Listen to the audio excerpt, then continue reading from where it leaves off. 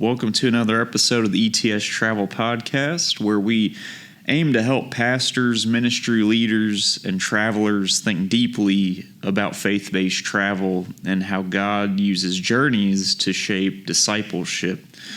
When people start planning a trip, especially a pilgrimage, they often think first about hotels, meals, and comfort, which that's all very valid. And while those things do matter, today we're asking a bigger question: what actually makes a pilgrimage great?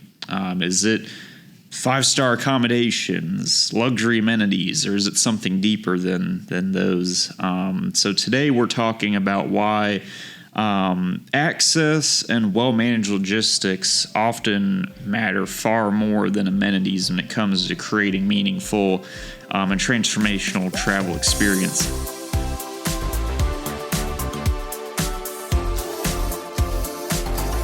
And as always, joining me today is Bethany. Happy to be back with you, John. It's always fun. Yes, it is. Yes, it is. So question for you, Bethany. When people begin comparing tours, what do they usually focus on first in your experience? Yeah, usually the first thing is price. They see a really great price, and it's somewhere they think, their clients are going to want to go, or their clients have asked them for. That's definitely the number one thing usually. Gotcha. Which is valid, of course, too. You want to know what you're, getting into financially. So that's, I would say, I would agree. Price is always the first thing that comes up. Everything else kind of follows in line after that. So when travelers start comparing tours, what are they usually looking at first outside of pricing, would you say? Yeah, after price, the next thing is the itinerary, obviously. Just as important as the price, if they say my client wants to go to the Holy Land, they're going to look at the Holy Land itineraries, right? After that, then it's the level of accommodations, because usually that'll be one of the first things the client's going to ask you, right? Like, what are the hotels like? Are they going to be 5-star, 4-star? Are they pilgrimage style hotels? And then it gets to inclusions and comparing what's included and what's not. Gotcha. So when it comes to a pilgrimage, because I think we were talking about one the other day, like one that sticks out to me is like, doing Fatima, Lourdes in Spain, or even like something like a Camino where you're walking and you're staying in multiple hotels. How should travelers define quality differently when it comes to pilgrimage, maybe where they're staying in, so many different places? Sure. That comes down to purpose too. If you really want to walk the Camino, logistically, you're going to be moving hotels along the way. It's a long walk. You're doing tens of miles a day on some days. You're going to end up someplace else. So logistically, it makes sense. You're at a different hotel every night. A van is going to be arranged and taken care of. So it's taking everybody's luggage ahead to the next hotel so that when you're at your stopping point for the day, you're being picked up, you're taken to that hotel. Your luggage is already there. You get checked in, you go get cleaned up, get the road dust off you and everything, and enjoy your meal. Whereas, if you're wanting a more leisurely kind of trip, but you still want to see a lot, you can do the reverse, and you can do a cruise. So each day you're waking up in a new port, but you don't have to pack and unpack, and you stay kind of in the same place. So, it all comes down to what's more important to your client: having multiple nights at a hotel where they're really just crashing after a day of touring, or are they wanting to really do the pilgrimage and, see as much as they can, even if that means you got to move around a lot? And again, going back to logistics, if you're in a large country, like say you're visiting Turkey, it's huge.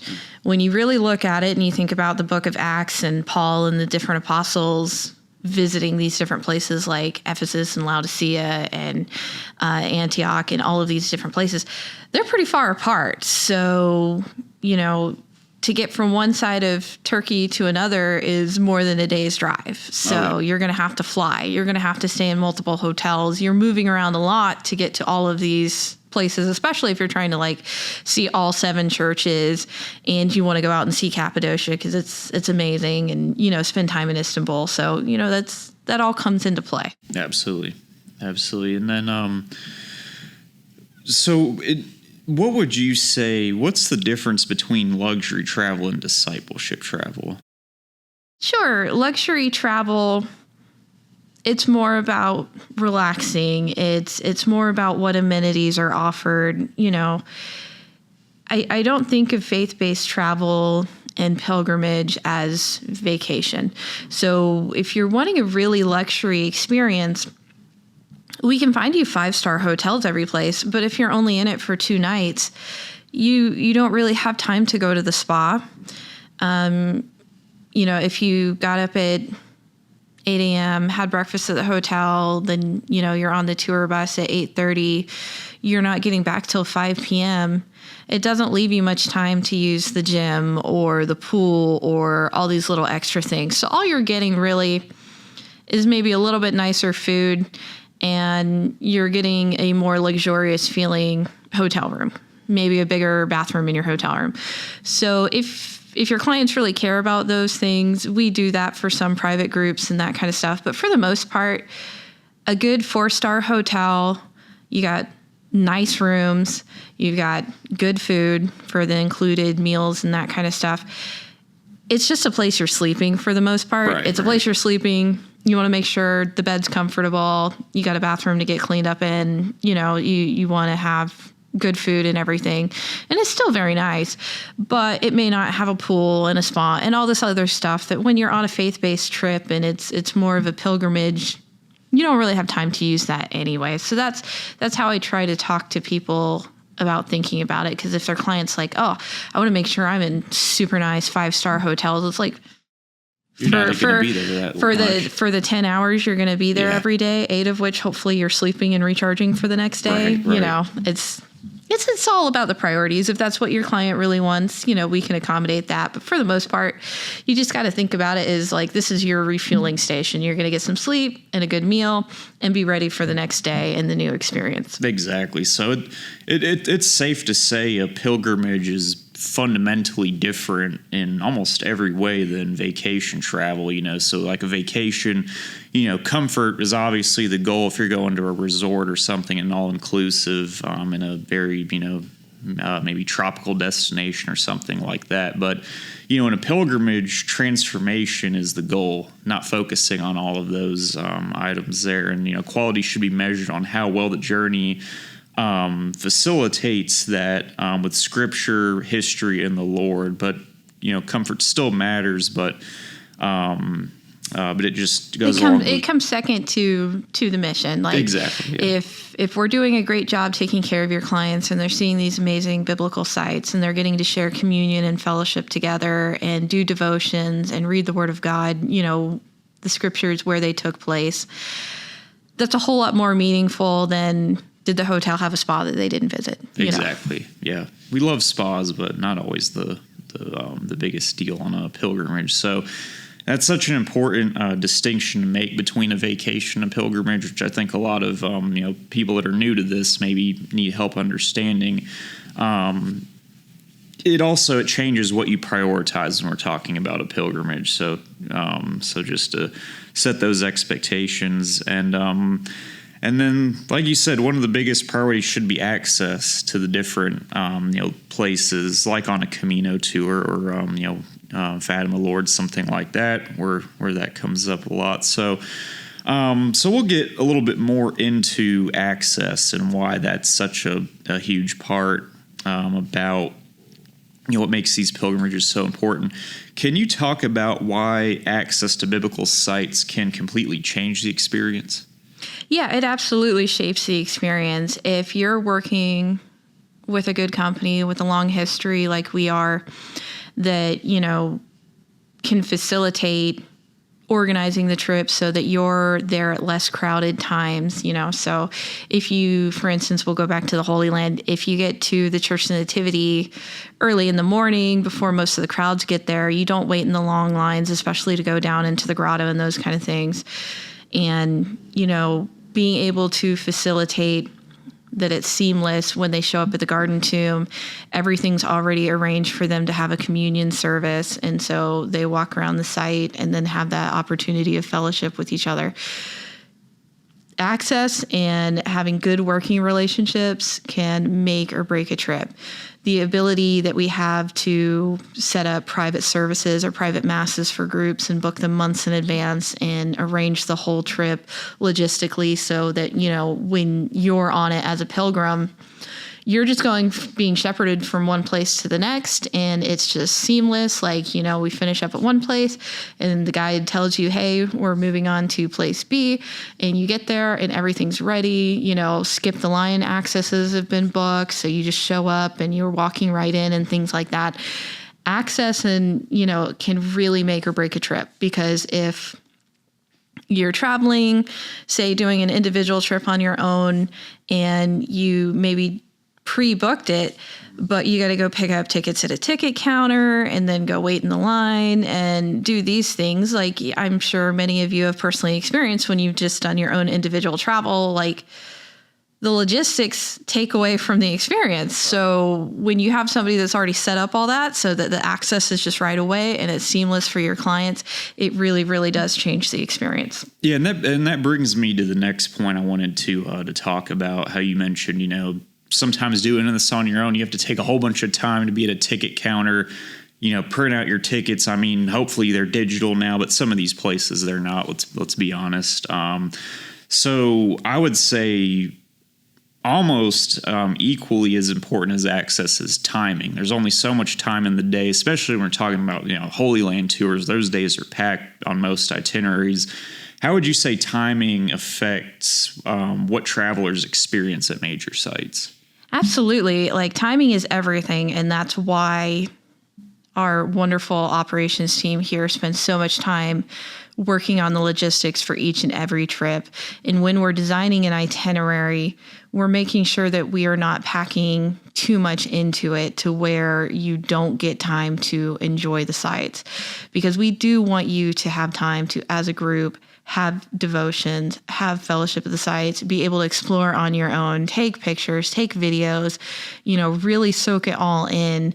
And so, logistics is everything.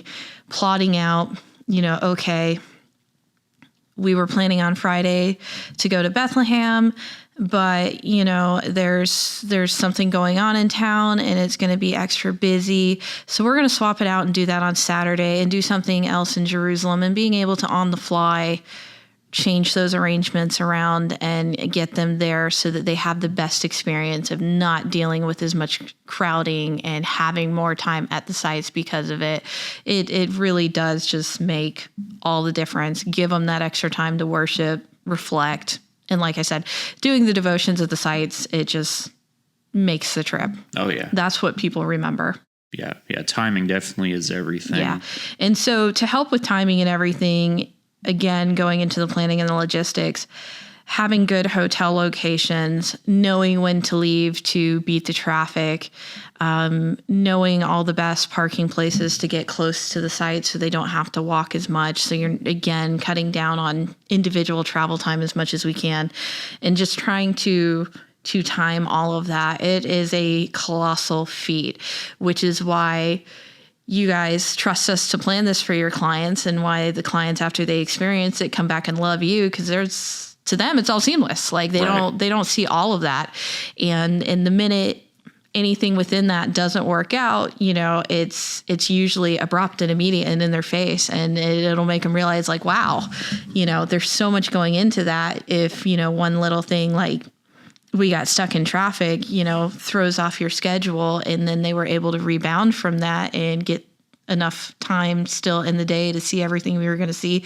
It's a miracle that our operations team pulls off for all of our trips, for sure. Oh, yeah. Yeah. And your point that we make everything, I like the word seamless. We try our best to make it that way.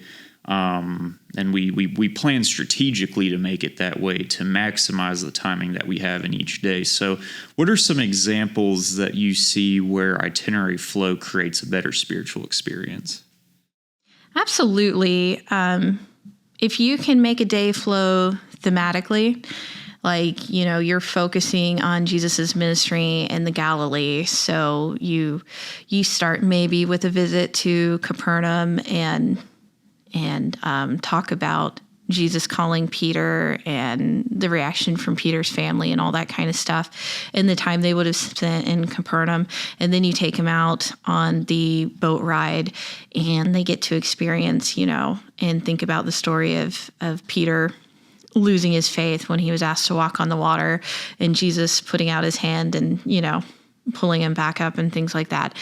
And then when you think about after Pentecost and everything, meeting Peter again on the shores of the Sea of Galilee and telling him, you're the rock that I'm going to build my church on, and passing it.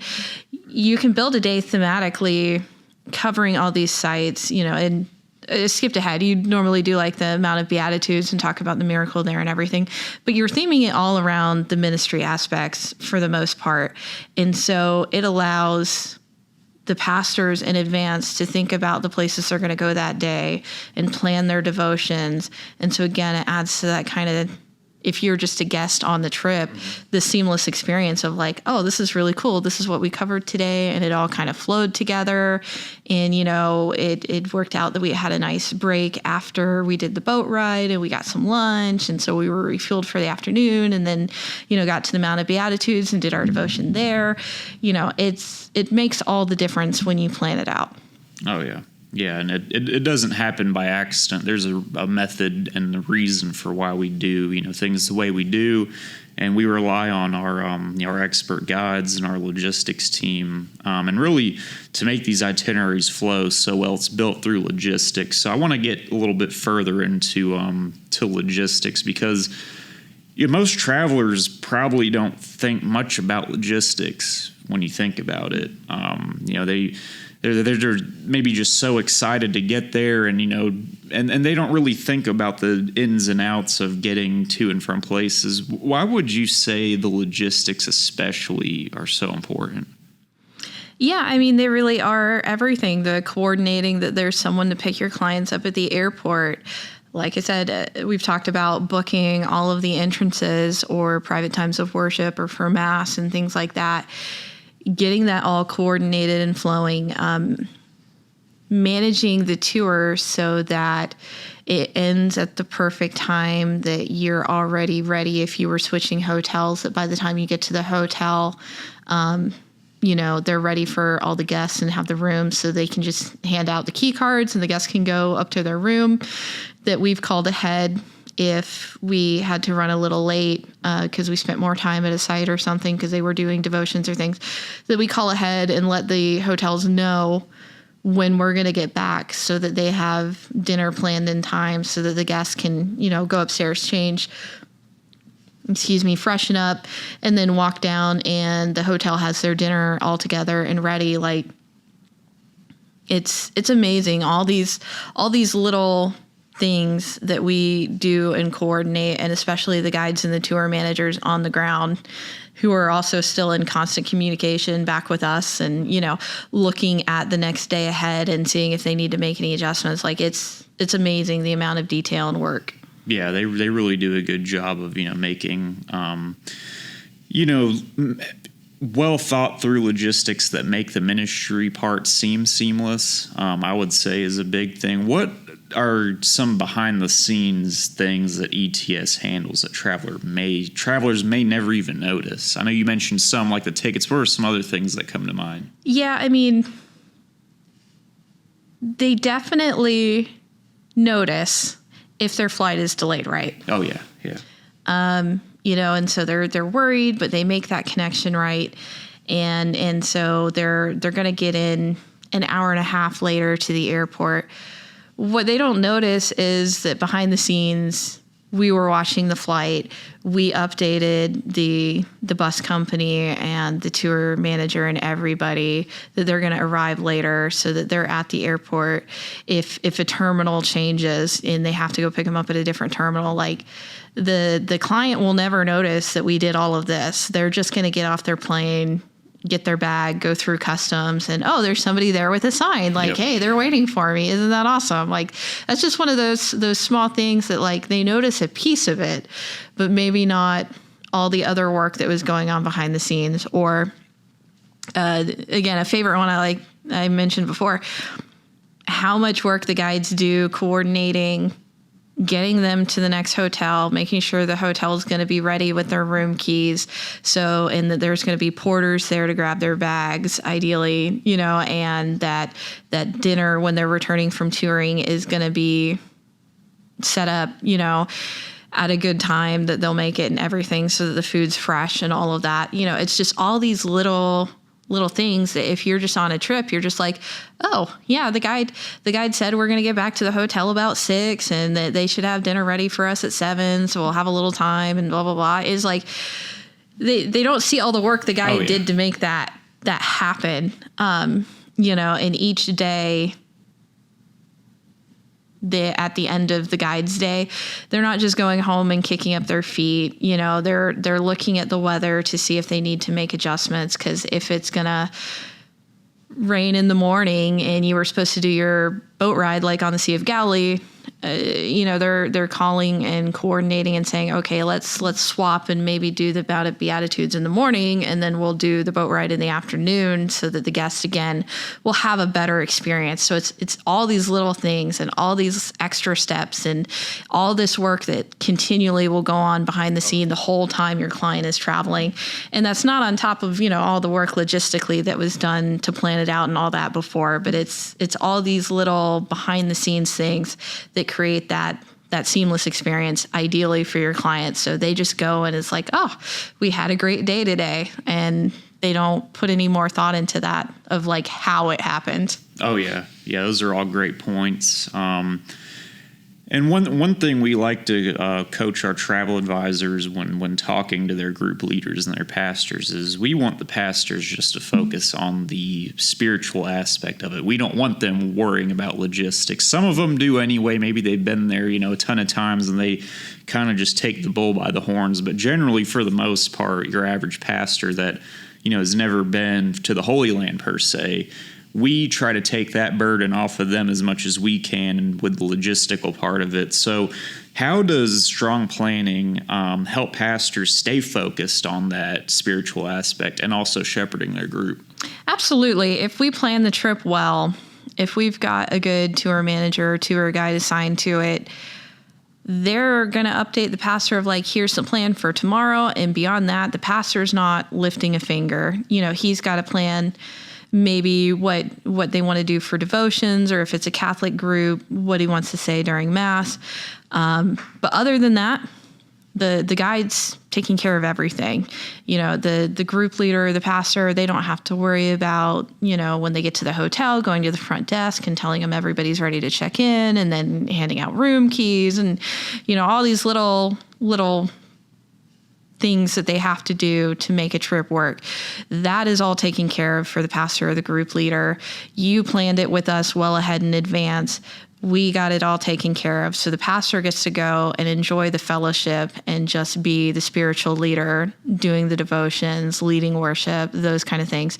The fun things, spending time with his church community and all the little work and detail and all that kind of stuff, just totally taken care of. That way they can be focused and in the moment.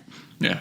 Thank you for that perspective here. So I think just to recap before we move on from logistics, smooth travel can create just such a better experience on the ground for, especially the discipleship and, other things too that people don't think of, meal planning, especially when we're talking about lunches, you did strategically planned and we try to make sure that, everything is all set up. And then one thing that's going to bring us into our next segment is also good logistics protect the group's energy, which is very important, especially on these pilgrimages. So everything that, we could talk about logistics all day because it's, 80% of what we are, doing here is, planning that out. But one of the essential parts of a very essential part of any trip, what we mentioned maybe on like a spiritual pilgrimage, it shouldn't be like at the highest tier of what we should be worrying about. But comfort still plays an important role. We want to make sure, we've got a good bed to sleep in and get, those 8 hours, luckily, if you can, of rest.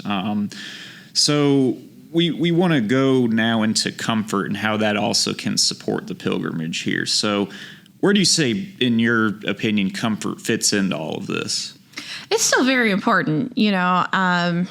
If you're at a lower class hotel and the bed's really firm and you have a miserable night's sleep, you as a guest on the trip, you're not going to be starting your morning off on the right foot. So, having good hotels, comfortable.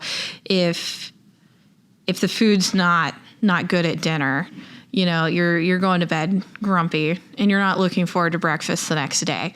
So again, that's something that matters when it comes to comfort. Having air conditioning on a bus. The air conditioning goes out on a bus. We got to swap out the bus because otherwise everybody's going to remember that, they were miserable going in between places because they didn't have air conditioning.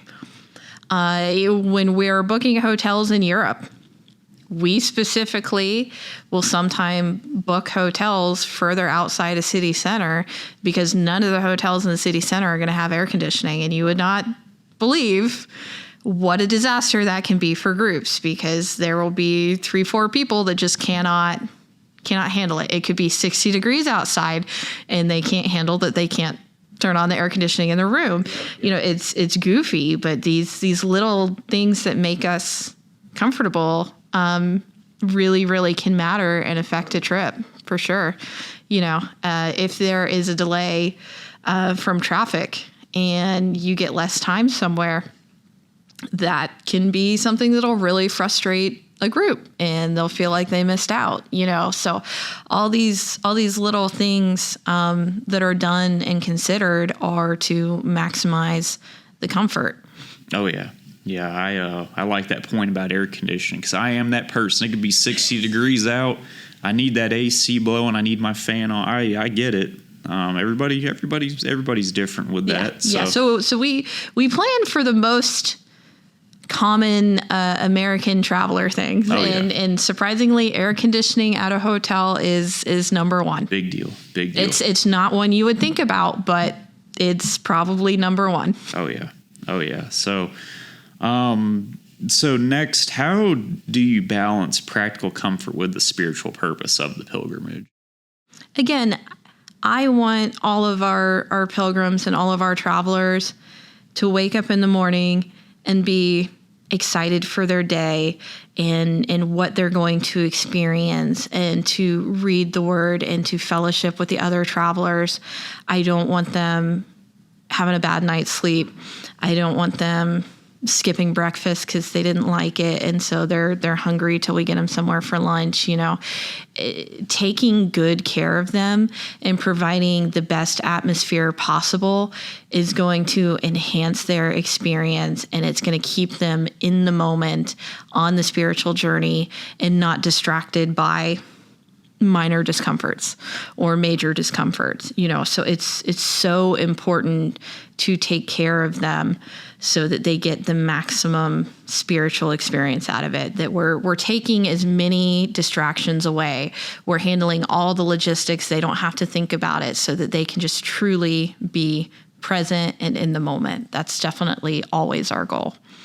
Awesome. So, on a pilgrimage, it's still very important, comfort, obviously. Why is it also, do you think, important that travelers feel well cared for? Obviously, we want them to feel well cared for, but, sometimes in a pilgrimage, things can be moving so fast. So why would you say that's an important part of it too? Oh, it's very, very important. And that's why we're very rigorous in selecting our guides and our tour managers, because they need to have that personality that if someone is upset or has a complaint or needs to have, some management done, that they can handle that with grace and they can turn it around for the person.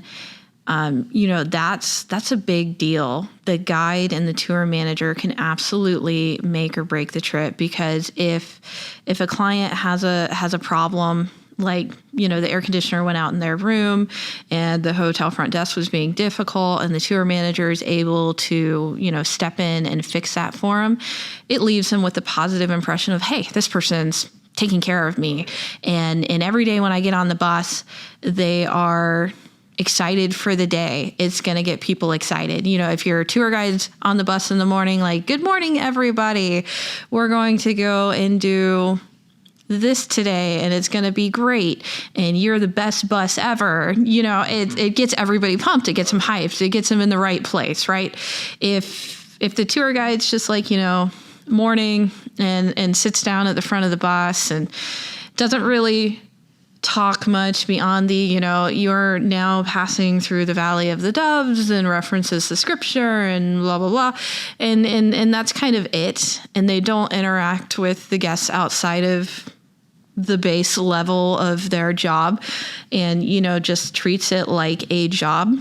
And, it's going to change the experience. And so that feeling of the guide cares, the tour manager cares, when something happened, like their flight was delayed and it made them miss their next flight, that they could call an emergency line and talk to a human being and get a resolution and know that someone's watching out and going to get them to their destination.